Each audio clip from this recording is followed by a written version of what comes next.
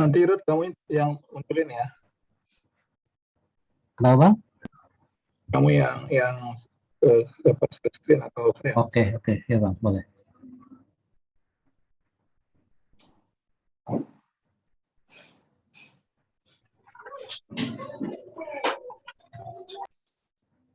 Selamat malam Ibu Gloria.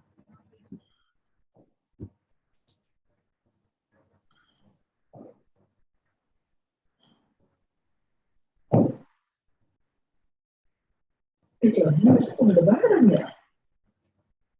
Oh, udah pasang.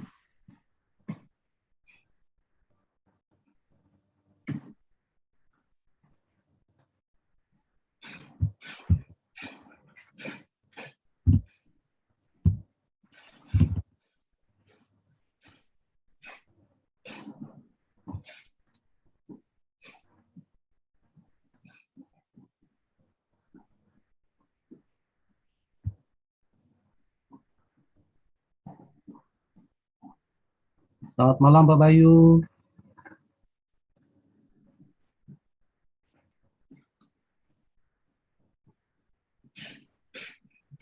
Wah, mau dia besok. Besok lebaran dia. Iya, mereka berdua.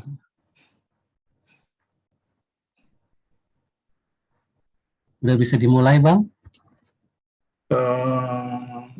Bagaimana situasi? Sebentar aku kirim dulu sesuatu kamu. Biar nanti kamu buka ya. Sebentar aku yang akan mengirim nih. Oke, Ya. ya. Ada masalah di saya punya tadi.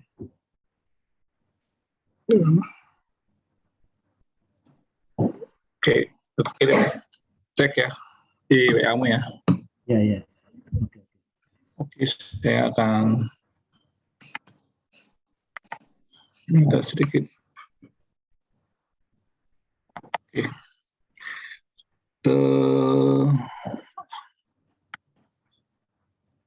Ini sudah kamu kasih ke saya share ya?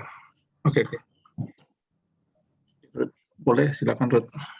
Ya, sebentar Bang, saya memasukkan ini dulu yang tadi.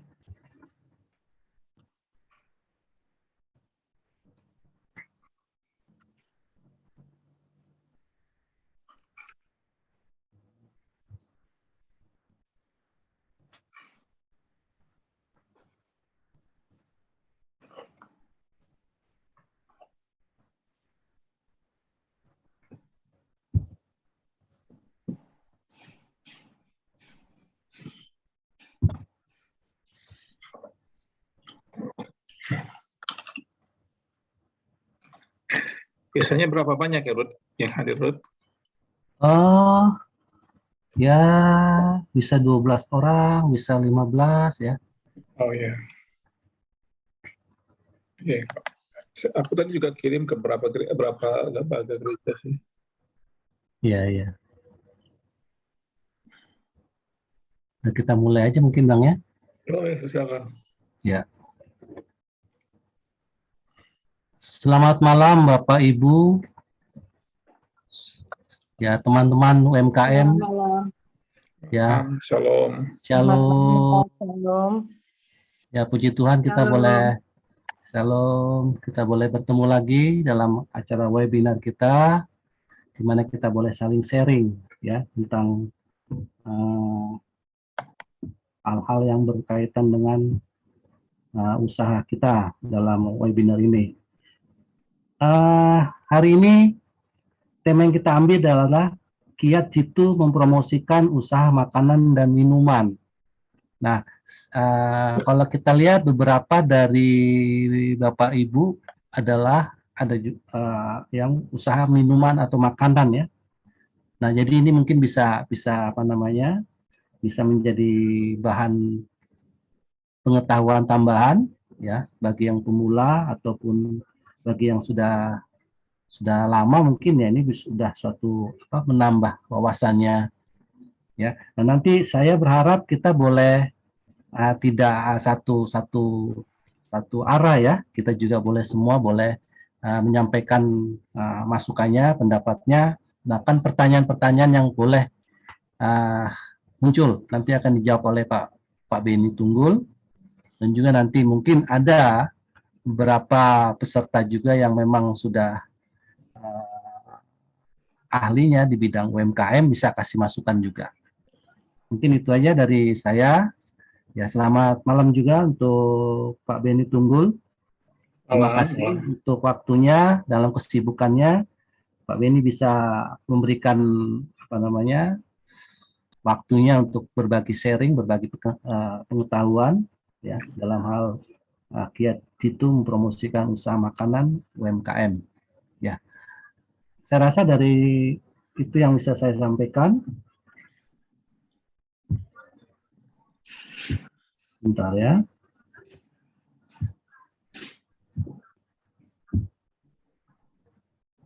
Ya, mungkin Pak Beni bisa sampaikan. Baca CV dulu, Rudy. Oh, CV ya.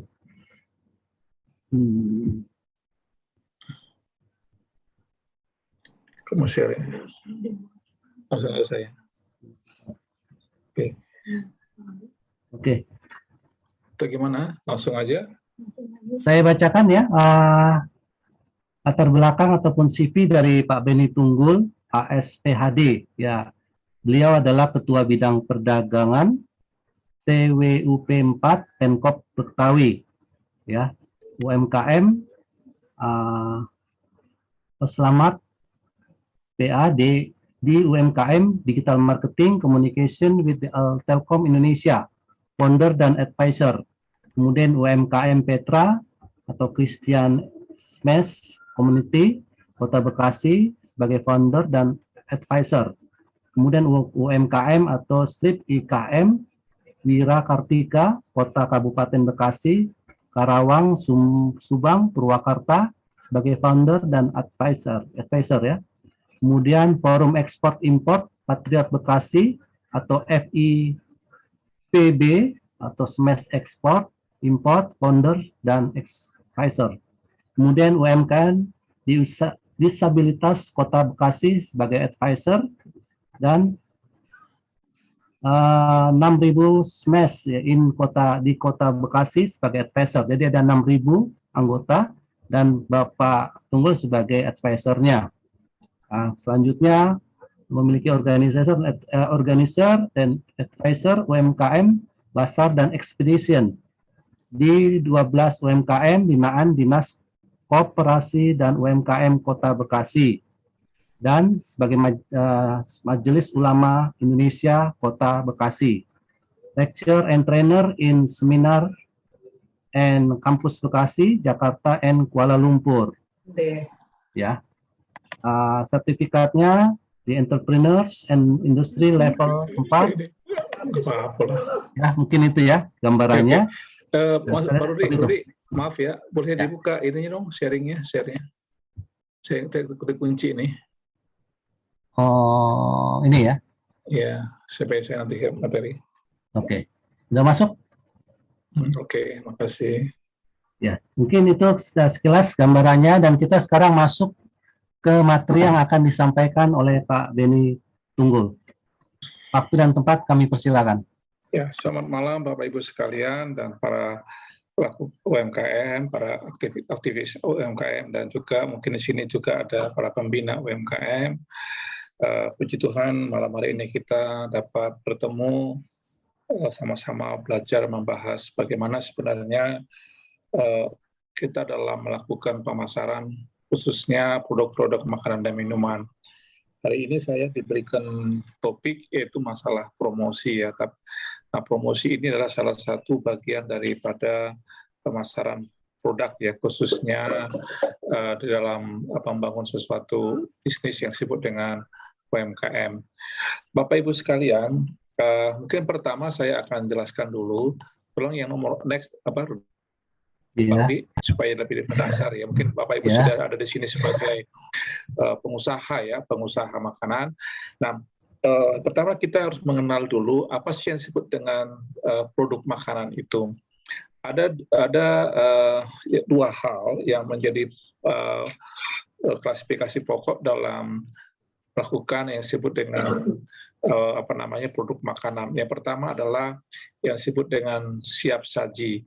yang maksudnya adalah siap saja adalah bertujuan untuk memudahkan pelanggan dapat menghemat tenaga dan waktu untuk memasak di tengah kesibukan. Maksudnya apa? Karena yang dimaksud dengan makanan itu adalah sesuatu yang bisa dikonsumsi baik itu langsung dimakan atau melalui proses. Nah, makanya ada dua hal yang mungkin kalau Bapak Ibu yang baru pemula, maka akan memikirkan ada dua bentuk yang harus dipilih sebagai salah satu bentuk produk daripada UMKM. Yang pertama adalah ready to eat atau ready yang to drink ya, di mana produk ini adalah produk olahan yang dapat dikonsumsi langsung.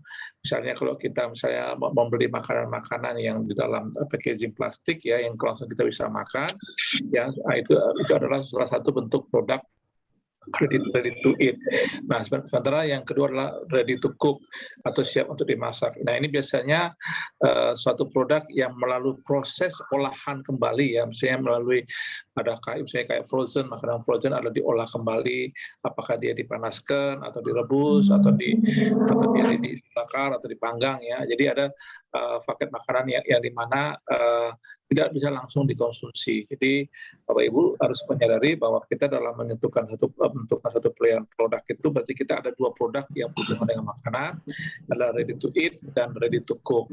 Ya, nah, ini menjadi satu dasar pertama kita dalam memilih suatu bisnis atau usaha yang berhubungan dengan makanan atau minuman. Next. Ya. Ya, silakan selanjutnya itu yang terus next ya. Nah, ini kita perhatikan kalau dalam membuat sesuatu produk makanan baik itu ready to eat, kita haruslah memperhatikan pertama adalah kemasan yang aman higienis. Kenapa ini penting? Karena makanan ini biasanya mempunyai risiko ya.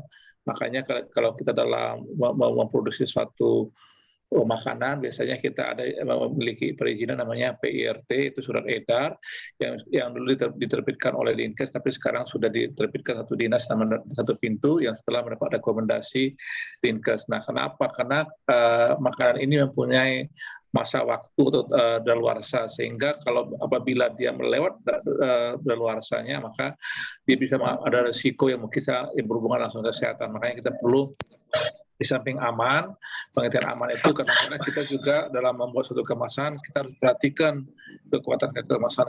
Saya pernah mengalami melakukan produk-produk UMKM ekspor ke Jepang.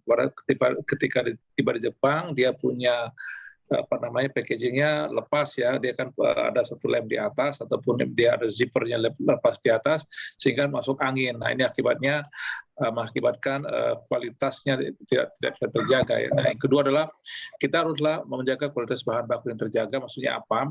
Kita harus mengerti apa yang contoh kita misalnya memproduksi makanan seperti misalnya kentang goreng ya.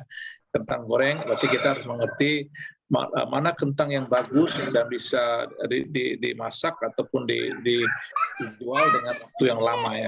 Kita harus pilih kentang itu kentang yang terbaik. Dan kemudian adalah jaminan sertifikasi. Yang maksud dengan jaminan sertifikasi ini adalah di mana kita mendapatkan perizinan sesuai dengan produk itu sendiri, sehingga kita ketika dikonsumsi dan ketika diedarkan itu secara legalnya itu aman ya.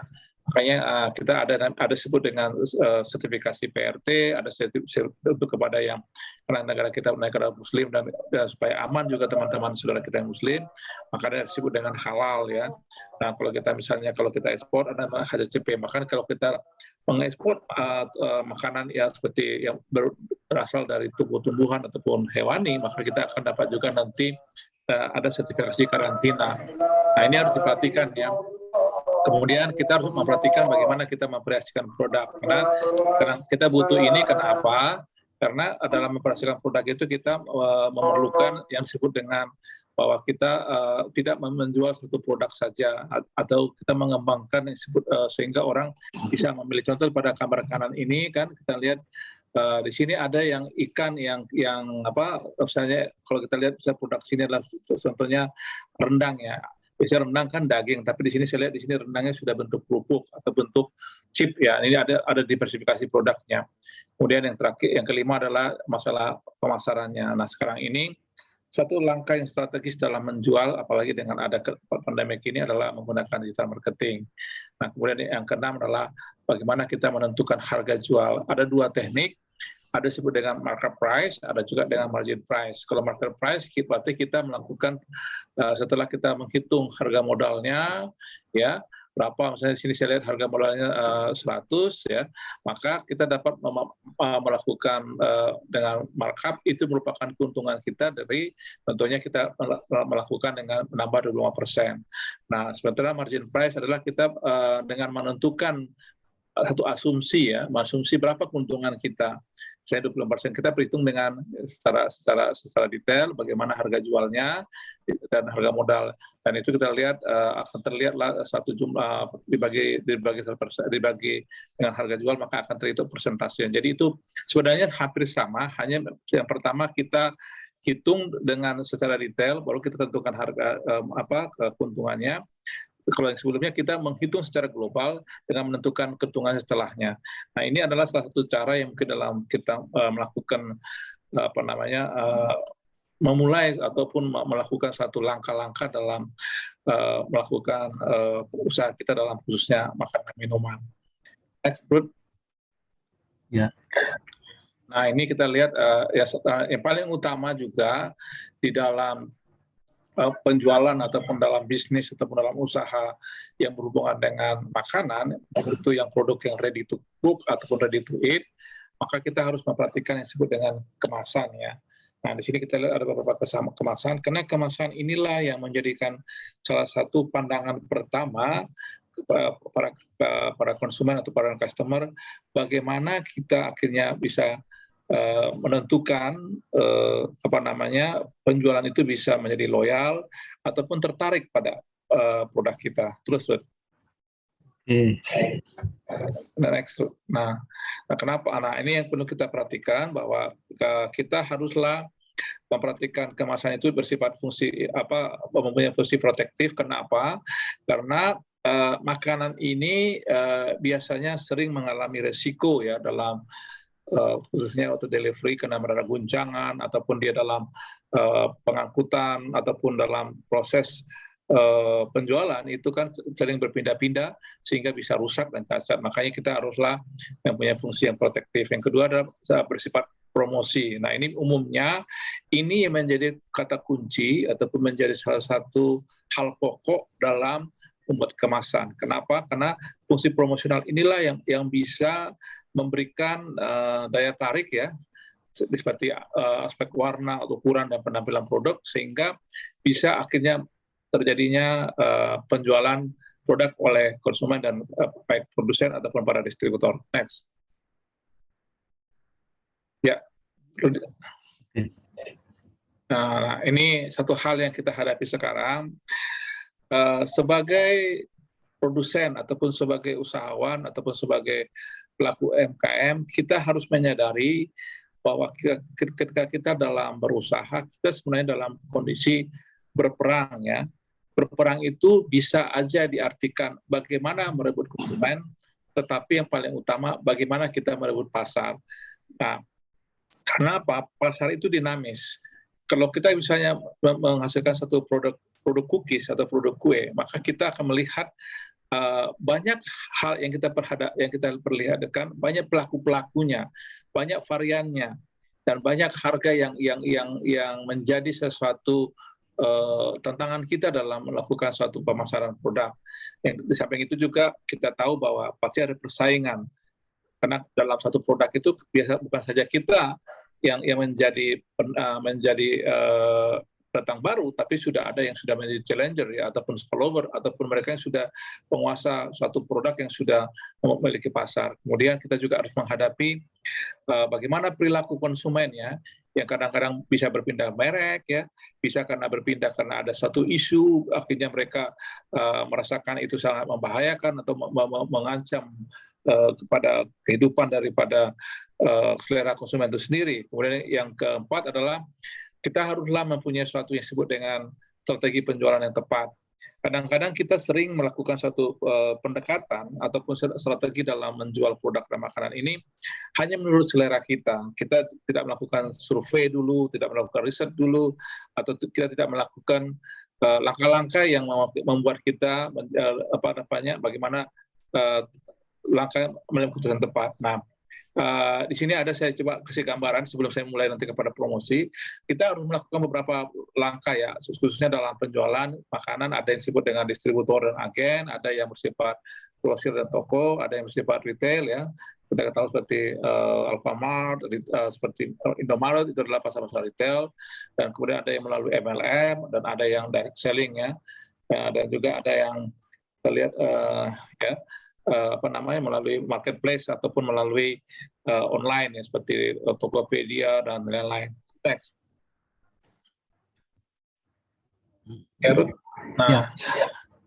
Ini juga yang mungkin yang perlu dilakukan. Ini menjadi satu strategi yang juga yang sangat tepat. Saya mengusulkan memang untuk saat ini Bapak Ibu sekalian, lakukanlah dengan penjualan Bapak Ibu sekalian itu dengan disebut dengan membangun jaringan distribusi, yaitu disebut dengan reseller atau dropshipper ya. Karena melalui reseller ini, di samping kita memperluas pohon daripada jejaring kita terhadap penjualan, tetapi juga kita diuntungkan bahwa kita dipromosikan produk-produk kita oleh para reseller ataupun dropshipper kita. Kenapa? Karena kita tidak menjual sendiri dengan diri kita sendiri, tapi kita mempunyai tim yang menjadi motor terhadap peningkatan penjualan produk kita. Oke, terus. Next, good. Ya. Nah, ini Bapak Ibu sekalian, ini yang perlu di dalam melakukan suatu produk makanan ya, dan minuman, karena kita harus tahu dulu siapa segmen pasar kita. Karena banyak kesalahan daripada UMKM, khususnya produsen-produsen yang berhubungan dengan makanan itu adalah mereka melakukan salah satu yang disebut dengan yang pertama dilakukan adalah mensegmentasi pasar. Di sini ada 4 ya, berhubungan dengan demografi, ada berhubungan dengan bagaimana kita menentukan. Contohnya begini, Bu. Kita memproduksi bubur bayi. Nah, kalau bubur bayi berarti kita melihat usianya berapa. Itu dari usia 0 sampai umur 5 tahun. Nah, ini tidak tepatlah kita melakukan penjualan usia bayi ini kepada yang lebih misalnya remaja. Ya, mungkin bisa kepada yang sudah opa-oma ya, karena mereka tidak punya gigi. Tapi ini mungkin itu untuk mempermudah dalam mengkonsumsi satu makanan. Nah, ini menjadi satu hal yang perlu kita perhatikan. Kemudian bagaimana wilayah itu secara geografis bagaimana populasinya, atau bagaimana misalnya contoh kita tahu di Kota Bekasi contohnya ada hampir 3 juta orang. Kita harus tahu di daerah mana di sini yang ada pengantin baru kah, atau di daerah mana yang banyak usia muda kalau bisa bubur bayi. Nah, ini kita lihat juga ada masalah perilaku daripada konsumen, kemudian bagaimana kondisi. Nah, ini ada beberapa segmentasi yang mungkin kita pelajari dalam menentukan pasar. Terus next. Nah, ini contohnya ini adalah yang kedua adalah berhubungan dengan lokasi pasar. Contoh misalnya kita memproduksi misalnya produk yang saya katakan bubur bayi. Apakah kita menjualnya di pasar atau kita menjual di dalam perumahan-perumahan? Ya, karena kita harus penting melakukan itu supaya kita di samping kita mengetahui ada pesaing kita, tapi kita juga mengetahui bagaimana sih sebenarnya potensi pasar kita itu, sehingga kita dapat menjual itu dengan waktu yang tepat. Nah, ini terus next, ini yang demografi, masalah pendudukan ya, terus. Nah, ini adalah terus ya. Nah, ini contohnya ya. Saya mengambil contoh misalnya adalah segmentasi bagaimana penjualan motor ya. Itu kita lihat contohnya pada golongan misalnya yang bekerjaannya berhubungan dengan segmentasi pekerja. Ada PNS, ada karyawan, ada wirausaha, ada pelajar dan mahasiswa. Nah, kemudian kita lihat lagi bagaimana dari segi harga ya, penampilan, desain, ini berhubungan dengan lifestyle ya.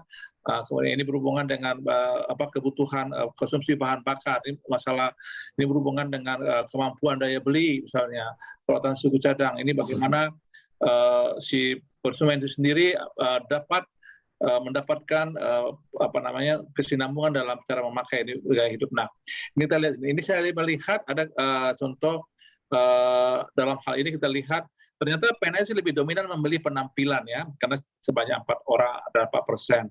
Nah, sementara karyawan satu membeli kecenderungannya kepada apa? Harga dan desain. Nah, ini kemudian dengan wirausaha ternyata lebih dominan karena mereka lebih melihat harga ya, karena wirausaha itu selalu bicara apa? Efisien dan efektif ya, artinya berhubungan dengan biaya ya. Nah, sementara kita lihat pelajar itu lebih memilih kriterianya harga dan desain. Nah, ini berhubungan dengan lifestyle, gaya hidup ya. Karena anak muda kan pengen tren lebih modis ya, sama dengan mahasiswa. Nah, ini bukti bahwa kita haruslah membidik sesuai dengan kebutuhan daripada konsumen. Terus, ya. Nah, ini selanjutnya terus ada yang atasnya sebelumnya. Yes, ya itu ya. Nah, ini yang paling utama lagi, karena dalam suatu perkembangan sesuatu pasar itu biasanya yang paling dominan itu adalah adanya disebut dengan perilaku konsumen. Nah, kita tahu beda selera konsumen yang ada di pedesaan, di pesisir pantai, di pegunungan, di perkotaan, dengan di pedesaan. Kenapa? Itu biasanya ditentukan oleh kondisi alam mereka ya. Contoh, di daerah pegunungan yang dingin, orang jarang membeli kulkas, orang jarang makan es karena sudah dingin. Tetapi di daerah pantai, maka akan mereka membutuhkan es. Nah, jadi ada sesuatu perilaku yang kita perhatikan supaya kita menyadari bahwa yang kita jual itu adalah sesuai dengan selera konsumen. Makanya kita juga haruslah dalam mempromosikan suatu produk, kita terutamanya kita selalu menge-branding suatu produk kita itu supaya mereka mengenal merek kita, sehingga mereka bisa menanamkan, disebut dengan positioning, menanamkan merek kita itu sebagai kebutuhan mereka, sehingga bisa mempertimbangkan dan memutuskan suatu keputusan untuk membeli produk kita. Nah, ini kita lihat ada beberapa hal yang kita perhatikan, bagaimana faktor kebudayaannya, sosialnya, faktor pribadi konsumen dan psikologi. Nah, ini kita perhatikan khususnya untuk Bapak Ibu yang penjual makanan dan minuman. Ada sini beberapa tips produk yang harus dilakukan, bahwa kita haruslah melayani para konsumen itu dengan tersenyum ya. Jangan tunjukkan wajah yang cemberut, walaupun kita dalam keadaan susah, berikan dia nyaman dalam melakukan satu jual beli. Kemudian yang selanjutnya, kita haruslah selalu menyapa juga para pembeli ketika dia memberikan suatu apresiasi ketika dia ulang tahun, menyatakan duka cita ketika dia dalam keadaan susah. Jadi ada sesuatu yang disebut dengan human relationship ya, artinya sesuatu yang terus kita lakukan pendekatan yang sifat humanity, sehingga dia merasa dihargai dan dia merasa dekat, ada sesuatu yang dekat dengan kita. Kemudian kita menginformasikan juga kita dengan ada Instagram kita, dengan medsos kita, sehingga kita bisa menginformasikan produk-produk yang varian-varian yang baru, kemudian apa keunggulan-keunggulan kita, dan dia juga mengenal. Dan kemudian mungkin kita juga menggunakan para influencer ya, atau yang disebut dengan endorsement, yang nanti akan saya jelaskan, di mana contohnya misalnya kita ada teman-teman artis atau gembala yang menjadi influencer kita, sehingga kita banyak pengikutnya ikut dapat membeli ya. Kemudian kita melakukan excellent service. Excellent service ini bukan diartikan dalam proses pelayanan, tetapi juga kita ini berhubungan dengan tetap berhubungan dengan pembeli, itu adalah after sales service. Jadi kita setelah ada terjadi penjualan juga kita harus melakukan pelayanan yang baik. Nah, kemudian yang kelima yang paling utama juga daya beli konsumen. Kita tahu contohnya pada masa pandemi ini banyak tantangan next ya, terjadinya penurunan daya beli. Biasanya kita ada strategi, misalnya kita tadi bikin satu produk yang misalnya 50 gram, kita turunkan menjadi 25 gram, tapi dengan merek yang sama, kemudian dengan motif yang sama atau yang berbeda, tapi itu menjadi paket hemat. Ini salah satu bentuk pendekatan, di mana kita harus memperhatikan bagaimana juga daya beli konsumen, kalau misal apabila dalam suatu masalah yang besar, tapi kita juga harus memperhatikan kenapa secara level ada yang low, ada yang middle, ada yang up ya. Nah, kita harus tahu juga di mana produk kita bisa masuk dalam menjual. Nah, ini kita lihat juga kadang-kadang kita juga dipengaruhi oleh inflasi dan deflasi, kemudian berhubungan dengan pekerjaan dan pendapatan, kemudian ada nilai tukar mata uang ya. Kalau misalnya kita ekspor impor ini ada sangat berpengaruh. Kemudian juga kalau kita ada berhubungan dengan pinjaman, ada suku bunga, karena setiap penjualan itu harus kita hitung juga berapa indeks bunga hari saat ini ya, kemudian harga, tarif pajak ya. Nah, biasanya kalau ekspor ada juga yang bebas pajak ya, tapi kalau misalnya impor, kalau kita impor bagaimana? Nah, yang kita hitungkan menjadi satu cost, satu biaya dalam penentuan harga. Nah, ini juga yang terakhir adalah masalah bagaimana situasi tren yang terjadi dalam pasar ya, dalam penawaran dan permintaan. Nah, ini nah kemudian yang tadi ini saya juga yang paling tadi yang tadi yang pertama tadi berhubungan dengan bagaimana produk kita ya. Sekarang kita bicara tentang kemasan. Nah, biasanya tema ini satu topik yang tadi kalau pertama kita bicara bagaimana produk itu yang siap saji dengan memperkenalkan produk. Yang kedua adalah, nah ini biasanya sesuatu yang kemasan ini sesuatu yang topik tersendiri Pak Rudi, Bang Rudi. Tapi dalam satu hal kita coba mendekatkan kunci daripada awal dari produk itu bisa ditangan oleh konsumen adalah, seperti saya katakan di awal, adalah kemasan. Dalam membuat kemasan ini yang paling utama adalah bagaimana kita mendesain produk itu terlihat unik ya, sehingga eye catching ya dan colorful. Kemudian bagaimana kita juga melakukan satu kemasan itu sesuai dengan target market. Contoh gini, ketika kita menjual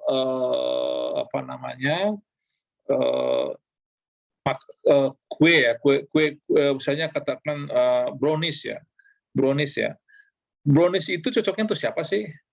Targetnya pasti semua bisa kalangan secara umur, bisa secara jenis kelamin, tapi biasanya itu kita melihat target market kita itu adalah untuk keluarga. Nah, sekarang kalau kita bicara untuk anak-anak, apa yang kita lakukan?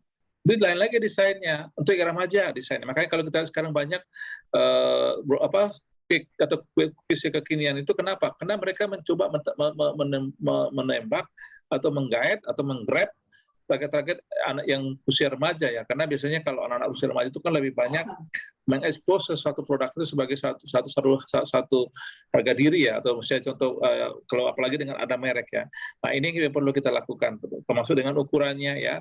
Kemudian biarlah kita juga dalam melakukan satu produk itu harus mengenal yang disebut dengan informasi ya. Nanti akan saya tunjukkan. Silakan terus, Ruth. Ya. Next. Ya. Nah ini contohnya ya. Nah, ini Bapak bawa contohnya kemasan-kemasan, ada yang bentuk standing pouch ya, super clear, dan ada yang aluminium foil. Nah, umumnya kelemahan teman-teman dalam pelaku UMKM makan dan minum ini adalah ketika dia menampilkan produknya. Coba Bapak Ibu bayangkan kalau dia bentuknya super clear gini ya, makanya daya tariknya nggak ada ya. Artinya mereka terlihat telanjang banyak makanan begitu. Kalau kadang-kadang bisa aja makanan kosong ataupun pecah-pecah ya terlihat. Tapi kalau kita lihat di sebelah kanan ini yang ada aluminium foil ini, maka orang akan melihat sesuatu yang eye catching. Walaupun belum tentu makanannya itu enak, belum tentu itu bagus dalamnya, tapi dengan kemasan yang bagus, sehingga terlihat ada daya tarik ya, karena melalui warna dan desain. Kemudian ada sehingga orang itu kita dapat mempromosikan kepada konsumen, karena mereka langsung percaya, wah ini keren gitu, ini bagus gitu, ini menarik ya. Kenapa? Karena kita lihat ada sesuatu yang dia lihat bukan saja namanya mereknya, tapi juga warnanya juga. Oke. Halo? Putus ya si. Halo? Ya. Nah, Rudy?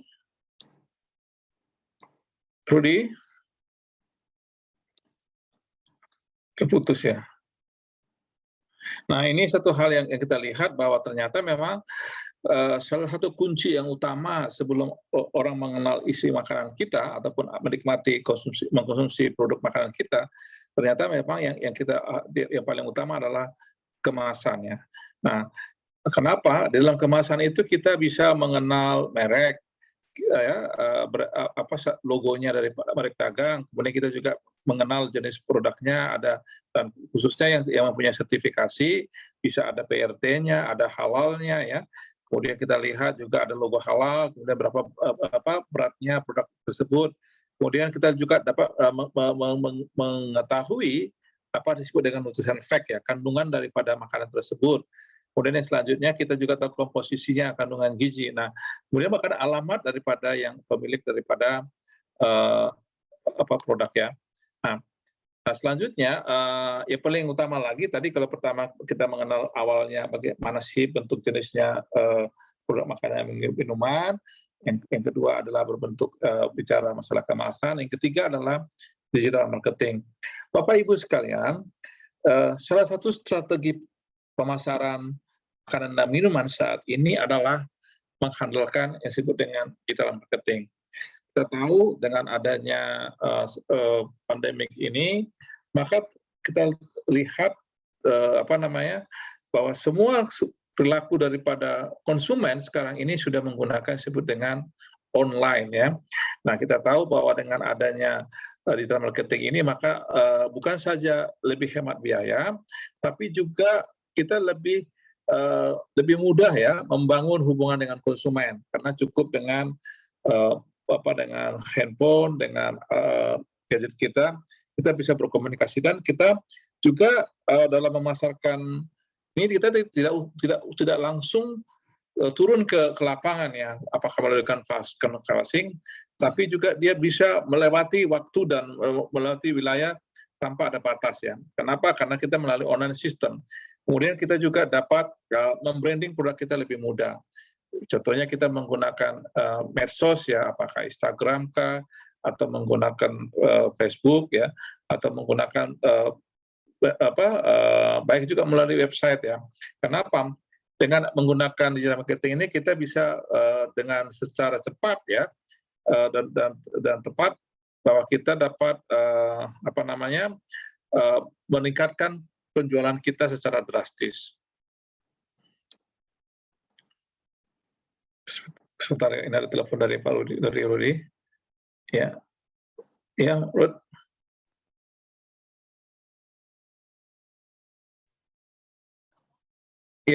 Iya, saya jalan, kamu putus.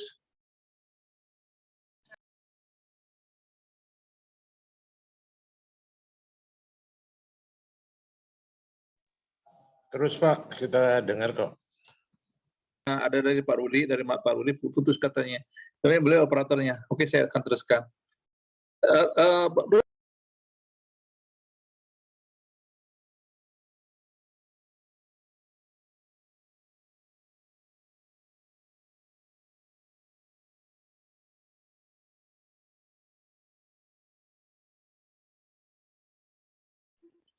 Anut Pak.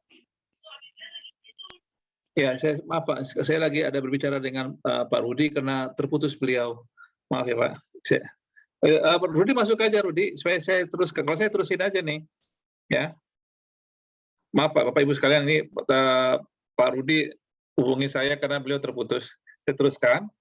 Nah, digital marketing ini adalah satu strategi yang sekarang sangat potensial Pak, strategis. Kenapa? Karena kita cukup mengupload, kita cukup memasukkan konten kita, baik gambar ataupun video kepada kepada konsumen melalui medsos kita. Nah, kenapa Pak? Karena saya melihat banyak sekarang peningkatan penjualan itu, bahkan akhir-akhir ini kita mendengar ada namanya sultan-sultan itu ya melalui menggunakan disebut dengan digital marketing. Nah, selanjutnya kita ada disebut dengan endorsement. Nah, ini adalah salah satu strategi yang cukup baik juga, di mana kita mempromosikan produk kita itu dengan menggunakan tokoh, artis atau selebgram yang memiliki pengakuan dan rasa hormat yang cukup banyak atau follower.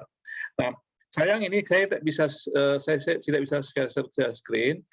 Ada satu pengalaman yang menarik ya Pak ya, sampai saya mengikuti. Contohnya gini, saya punya putri itu masih SMA kemarin, sekarang baru selesai.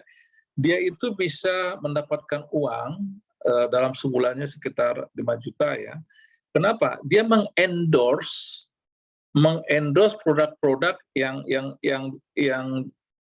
dia berikan, yang diterima dari pemilik produk ataupun para UMKM. Nah, ini saya melihat kenapa?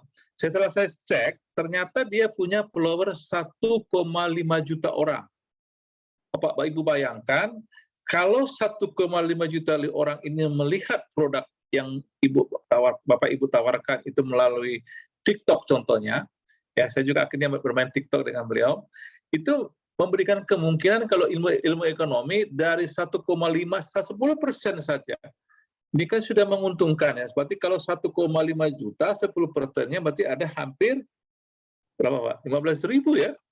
Produk yang view saja misalnya 15.000, diambil 10%-nya aja kan 1,500 orang kan, artinya bisa membeli produk Bapak Ibu sekalian. Nah, ini salah satu sekarang strategi yang dilakukan dalam proses penjualan makanan minuman ya, namanya endorsement, mengendorse. Dan saya akhir-akhir ini juga sering mengendorse juga produk UMKM karena saya sebagai pembina, saya juga sebagai founder, saya juga sebagai dan saya juga sebagai orang pemerintah yang memberikan endorse kebenaran sehingga bisa membantu meningkatkan penjualan daripada para UMKM ya.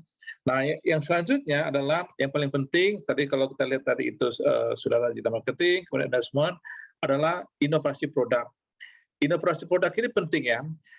Saya tidak kalau saya share ada salah satu testimoni yang salah satu binaan saya. Beliau itu punya produk adalah bahan bakunya dari salak. Nah, kalau Bapak Ibu perhatikan, salak ini kan kadang-kadang mau jadi apa sih? Tentunya kalau orang Sumatera atau orang-orang yang daerah Sulawesi Selatan sana, maka akan senang dengan salak, atau orang Manado suka salak. Tapi kan satu hal yang saya menarik adalah pertama kali dia membuat produk disebut dengan brownies dari bahan baku salak. Tapi kemudian dia lihat dengan penjualan yang tinggi, akhirnya dia membuat satu inovasi baru. Nah, kemudian dia bikin inovasinya dari brownies, kemudian dia buat disebut dengan kopi salak. Nah, pertanyaan kok bisa ya salak dari kopi? Ternyata dari kulit salak itu dia bisa jadikan waktu dia roasting itu bisa menjadi kopi salak. Nah, setelah kopi kemudian dia apalagi? Kemudian dia bikin kerupuk dari salak. Setelah kerupuk kemudian terakhir dia bikin sambal.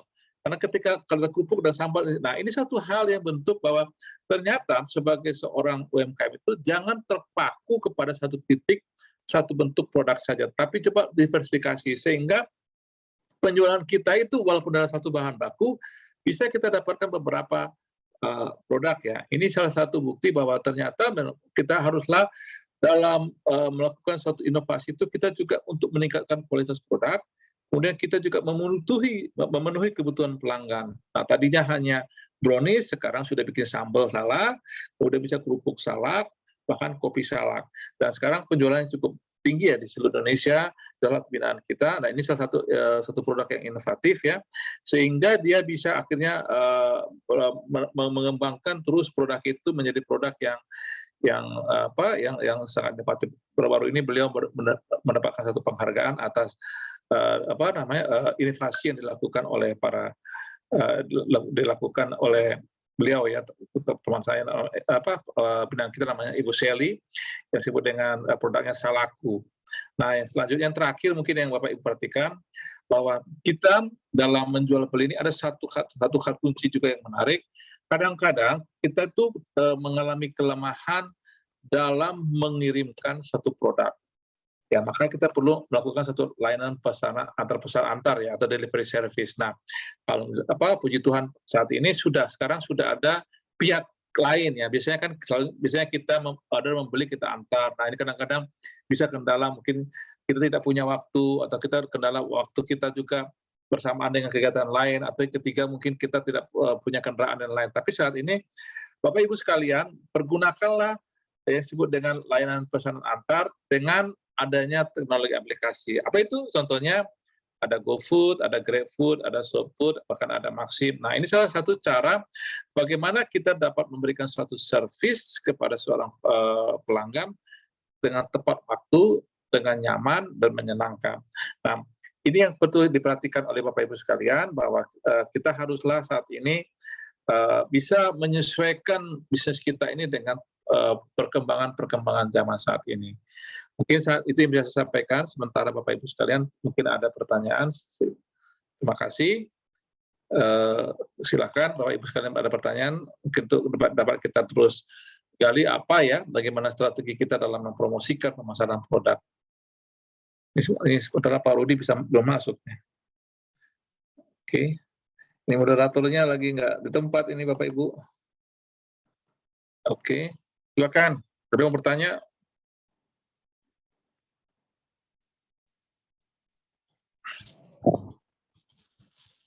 Bisa di chatting ya Pak ya. Pak Edi, selamat malam.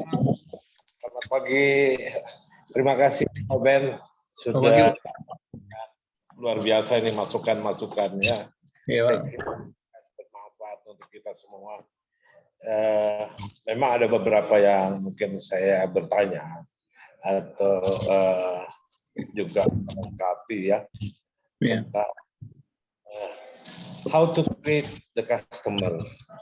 Jadi kita memperhatikan Bapak bilang gaya hidup, lokasinya, sosial budayanya, tetapi pelaku UMKM itu juga harus pintar meng-create pasar. Salah satu tantangan daripada UMKM itu adalah menurut saya bahwa bagaimana dia meng-create pasar yang tadinya tidak membutuhkan produknya menjadi membutuhkan produk dia. Itu yang ada catatan tambahan. Salah satu tambahan. Packaging itu adalah salah satu faktor utama. Betul. Saya lihat Pak bahwa pelaku UMKM ini jangan takut rugi.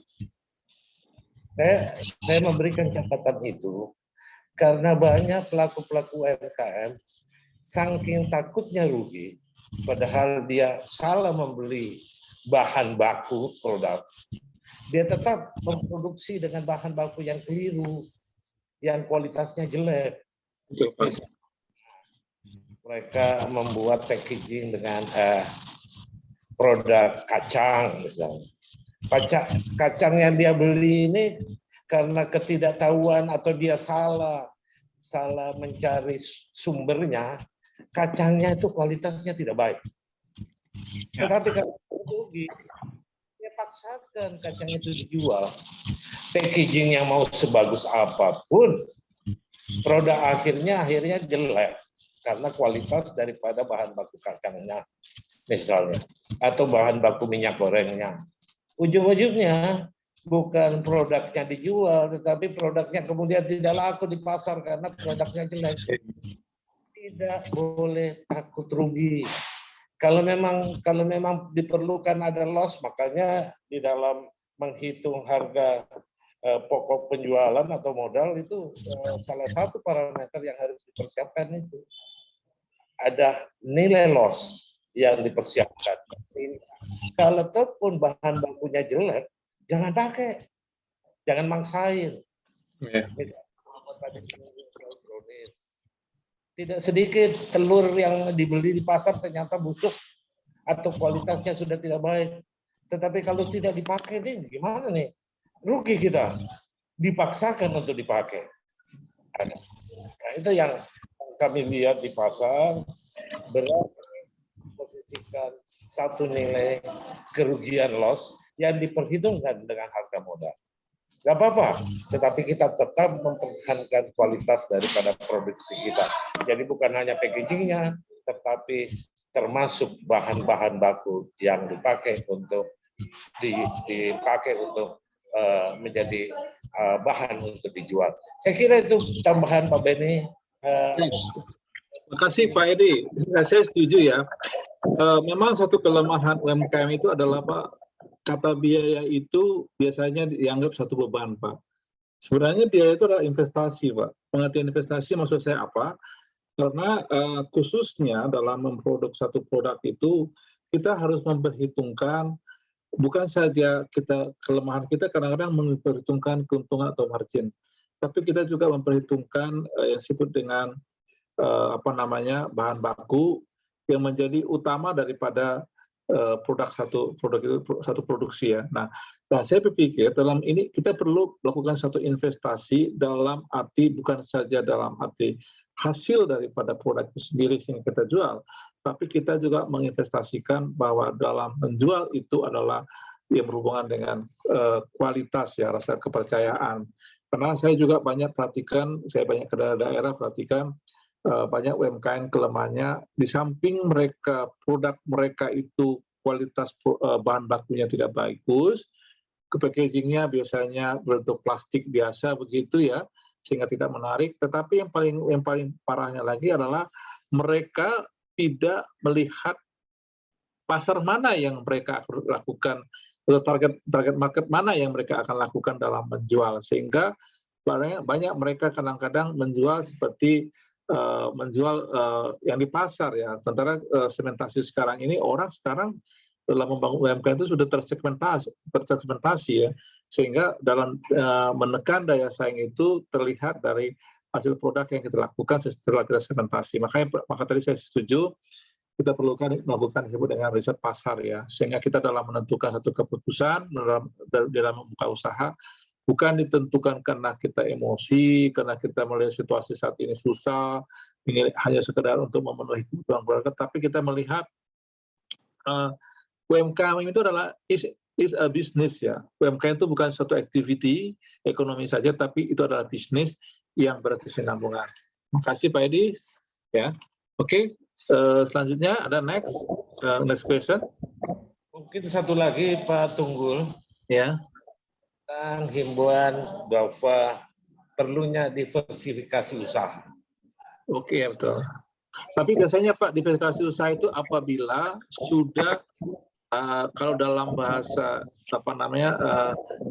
dia sudah melalui titik puncak Pak, sehingga dari segi penjualan, atau memang kita ingin bikin varian sehingga orang melihat ada pilihan. Contoh gini Pak, saya ada baru-baru ini perhatikan ya dalam ini contoh nih, dalam sekarang ini kan kemarin ada minyak goreng Pak ya, dalam mengalami satu krisis ya.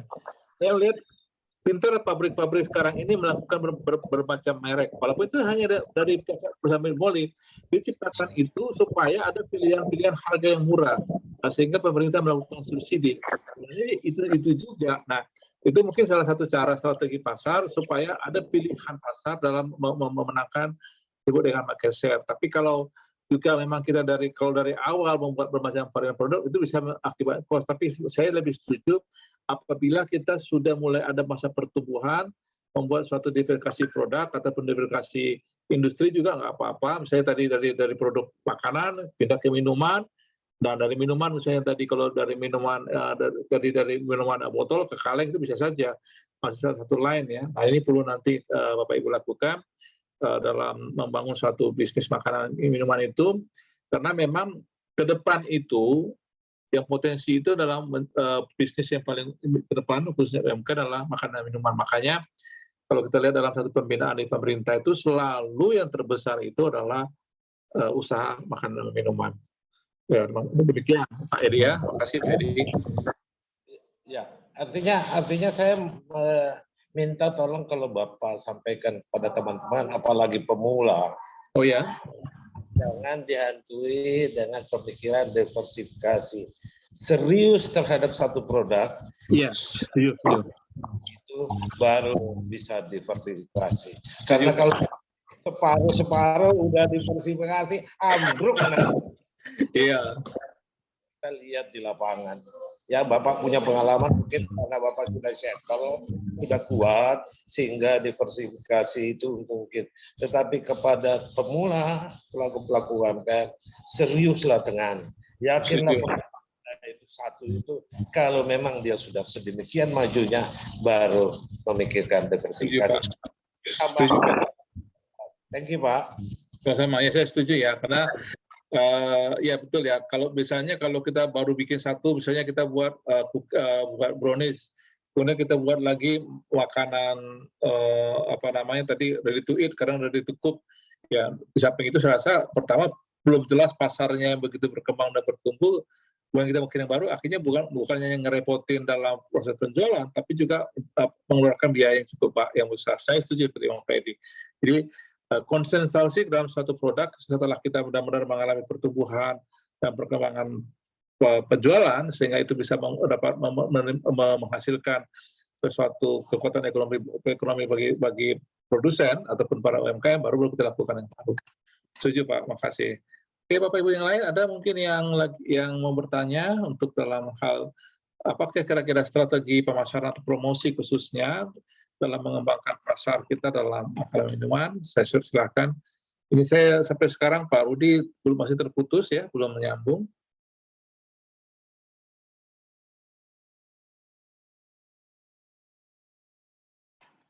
Saya juga nggak bisa share, ini di blok ya, di blok di sini. Materinya ada, saya kasih dari beliau. Saya akan tadi mau memberikan satu testimoni. Ada seorang ibu di Kota Bekasi ini, juga seorang Kristen ya. Dia bisa sekarang sampai go global. Kemarin saya ke Turki juga memasarkan produk beliau, itu dari bahan bakunya dari buah salak ya. Dari awalnya bikin brownies, sekarang sudah bisa bikin sambal salak, kerupuk salak, kopi salak, ya, dan beberapa produk-produk varian daripada cookies salak dari bahan baku salak. Mungkin ada yang bertanya, silakan Bapak Ibu sekalian, Ibu Meli, Ibu Berliana, Pak Benyamin, Ibu Murbo Wigati, Ibu Nursini Siombing. Ibu Nursini produknya apa ya Bu? Boleh tanya? Salam? Atau Ibu Murbo, produknya apa ya? Halo, salam?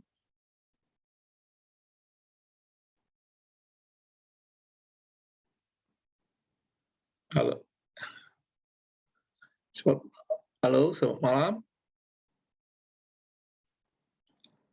Ini saya tidak bisa share karena operatornya putus dan saya tidak dikasih kesempatan untuk men-share materi, ya, karena saya menunggu Pak Rudi.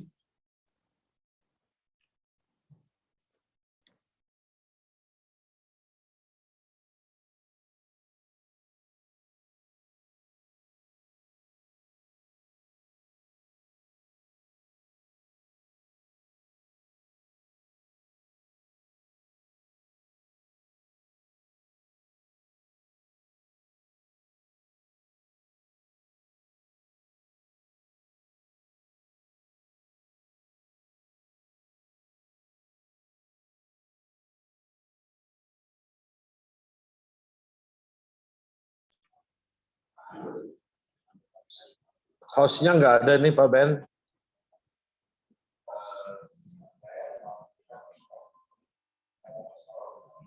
Pak Tunggul, hostnya nggak ada ini. Iya Pak, makanya saya hostnya putus, saya tidak bisa sharing materi. Ya. Sudah lengkap. Terima kasih untuk semua informasinya. Oke, terima kasih Pak Edi dan Bapak Ibu sekalian. Saya pikir nanti depan kalau ada pertanyaan nanti bisa menghubungi Pak Rudi dan kawan-kawan juga saya akan bantu karena kebetulan saya juga trainer dan mentor terhadap UMKM ya. Jadi terima kasih kepada Pak Edi. Di Bekasi apa di kantor pemerintah?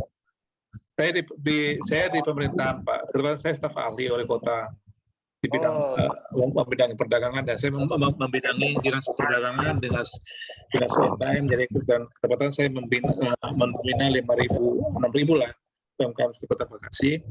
Saya juga membangun kelompok-kelompok UMKM dan puji Tuhan di Kota Bekasi itu sebenarnya sudah ada Pak UMKM Kristen ya, namanya UMKM Petra. Itu adalah salah satu UMKM yang saya bangun untuk jemaat-jemaat gereja dalam memberdayakan ekonomi para jemaat. Kami ada 200 anggota Pak dari berbagai gereja itu, bahkan sudah melakukan pameran di mall ya, pameran UMKM, bahkan itu diikuti dari organisasi UMKM di Kota Bekasi, dan itu salah satunya adalah dari yang mengikuti adalah Ikatan Pengusaha Muslimah Indonesia, kemudian ada juga beberapa kelompok-kelompok agama yang ikut di sana, dan itu diinisiasi oleh kelompok UMKM Petra. Dan ini yang saya bangun sekarang di Kota Bekasi ini Pak, khususnya Kota Kabupaten, jemaat-jemaat Tuhan sudah membangun UMKM di gereja-gereja masing-masing, sehingga gereja-gereja bisa memberdayakan ekonomi jemaat, gitu Pak. Kabupaten Bekasi atau Kota Bekasi Pak? Kota Bekasi Pak. Kota Bekasi ya. Ya, saya kebetulan saat ini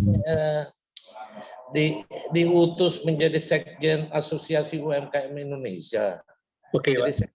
Jadi kapan-kapan untuk persiapan Asosiasi UMKM Indonesia Kota Bekasi ya bisa ngobrol dengan Bapak lah ya. Boleh. Ya puji Tuhan kalau Bapak Bekasi ya mereka sih mengatakan saya bapaknya orang UMKM Pak, karena puji Tuhan kemarin juga Majelis Ulama Indonesia Kota Bekasi meminta saya mengkoordinir melakukan disebut dengan MUI Ramadan Fair. Jadi saya behind the scene-nya saya, tapi yang berjalannya mereka, Pak. Ya, karena memang waktu peresmian daripada Sarina Mall kembali dan inovasi itu, statement daripada Menteri BUMN Erick Thohir, ya. Menghadirkan atau bekerja sama 250 ya. badan usaha milik NU.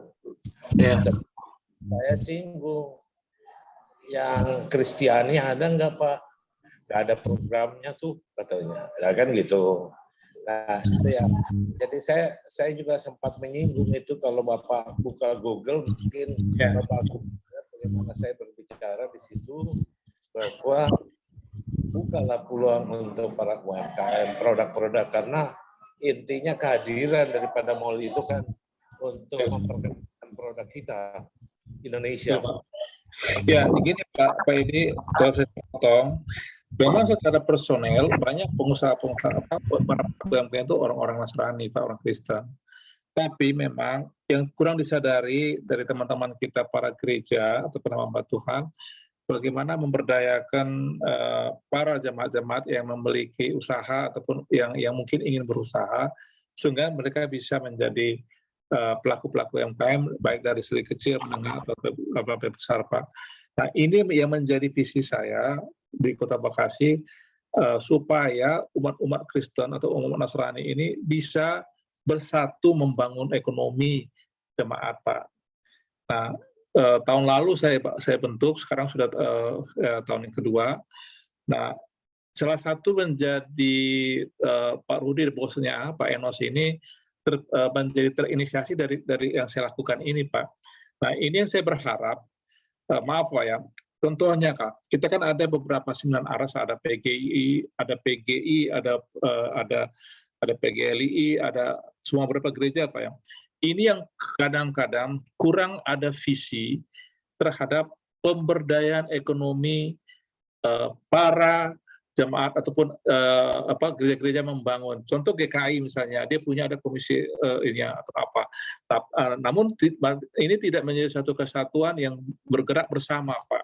Nah, di Kota Bekasi ini, puji Tuhan, saya bikin bergerak bersama. Baik itu dari GPI, dari GPDI, HKBP, GPIB, semua aras gereja saya satukan, dan semua saya kumpulkan dalam satu organisasi, dan sama-sama membangun ekonomi para jemaat. Bahkan kemarin waktu ada program BPUM, Pak ya, dari Kementerian Koperasi, puji Tuhan, Pak, semua peserta saya itu mendapat bantuan dari Kementerian Koperasi yang 2,4 dan 1,2. Nah, hal ini yang kadang-kadang kurang dipikirkan. Karena gini Pak, kendala kita orang Kristen ini ada 4, Pak. Pertama, tidak punya akses ke pemerintahan. Ya Pak ya, sulit mendapat akses ke pemerintahan. Karena mungkin yang kedua, mereka kadang-kadang di nomor 2-kan, Pak. Karena mereka akan dianggap sesuatu yang mungkin ngerepotin.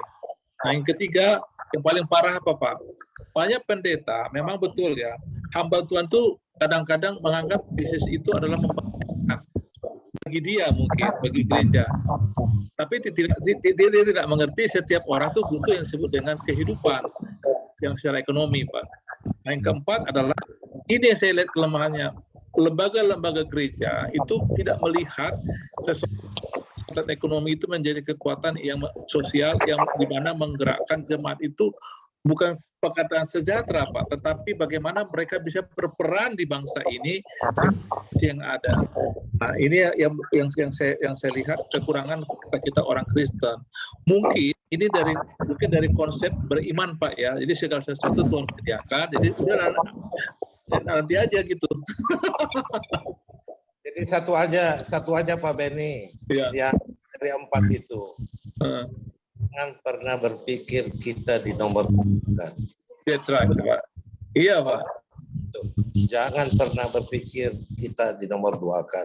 Iya. Artinya Pak, belajar dari pengalaman kami sebagai sekjen Asosiasi UMKM. Iya. Kita boleh pegang loh Pak, sekjennya Asosiasi Anak 4 juta pelaku UMKM di Indonesia. Saya siap bantu Pak, kalau memang kita mau kembangkan.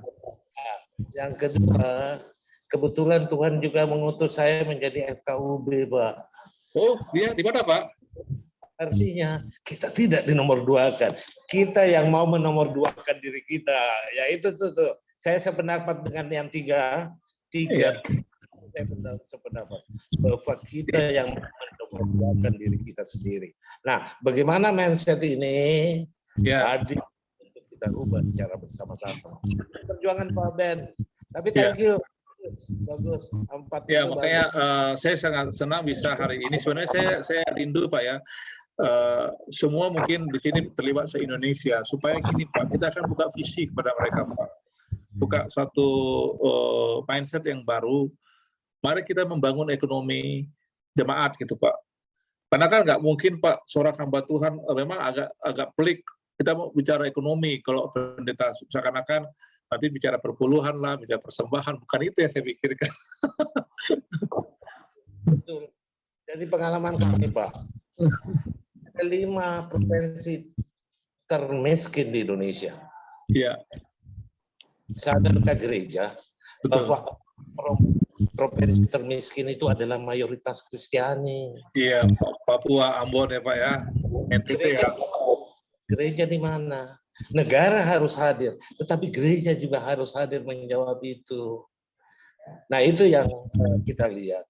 Pengangguran di Bekasi berapa banyak Pak? Ya. Mungkin kalau Bapak lihat dari anak-anak usia sekolah di Bekasi, ya, menurut saya sekitar 150-an ribu yang harus putus sekolah karena ekonomi. Bukan tidak mungkin itu ada anak-anak Tuhan.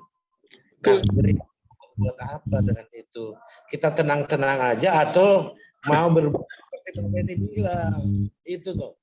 Jadi buka ruang untuk UMKM-nya, buka ruang yang belum jadi UMKM dan mau menjadi UMKM. Saya kira itu. Setuju Pak. Setuju. Senang sekali materi Bapak bagus. Ya, setuju Pak. Setuju. Makanya saya sangat senang nih bisa bertemu pada malam hari ini ya. Karena saya rindu sebenarnya dari manapun itu, dimanapun juga, ini yang kita bangun saat ini. Karena apalagi dengan 2 tahun, 3 tahun, hampir ke 3 tahun pandemik ini kan, yang terpukul itu kan bukan industri besar saja Pak, hampir semua usaha. Tapi salah satu yang kita lihat ada suatu hikmatnya ya, dengan hikmahnya dari pandemik ini bahwa orang sekarang kan melihat potensi digital digital marketing ini menjadi satu potensi pasar yang cukup besar. Bahkan kita lihat sekarang bisnis sekarang yang terbesar di dunia ini adalah ya ini kayak aplikasi Gojek gitu Pak. Bapak percaya nggak Pak, dalam 3 bulan bisa mereka punya penjualan 8 miliar. Di Bekasi Pak, dalam 3 bulan mereka 8 miliar Pak penjualan mereka karena semua pakai penggunaan jasa layanan mereka toh. Nah, itu buktinya. Nah, Bapak bayangkan Pak. Nah, saat ini dengan ada ini tidak peluang yang dipergunakan oleh teman-teman, khususnya kita orang Kristen. Kita ini kebanyakan bersifat konsumtif saja, jadi bukan menjadi suatu inovator lah ya, ataupun sebagai inisiator dalam mengembangkan ekonomi. Maka itu Pak. Ini karena hostnya nggak ada. Oke Pak, terima kasih Pak. Saya ucapkan terima kasih nih. Saya bisa berkomunikasi dengan Bapak. Tuhan berkati ya. Ya Pak. Ya Tuhan memberkati Pak Ben. Sama-sama Pak, Tuhan memberkati. Sampai ketemu Bapak Ibu sekalian pada minggu yang akan datang. Oke. Semoga ini dapat berguna jadi berkat bagi kita semua. Tuhan memberkati. Selamat malam. Terima kasih Pak Beni. Terima kasih Pak Pak. Beni, Pak Meli, Tuhan Bu Meli, Pak berkati. Sagala, Pak Juliana. Terima semua. kasih Pak Beni, Tuhan ya, berkati Pak. ya. Tuhan Bu Nur di sini, selamat malam. Ya, Ibu Murbo. Berkati.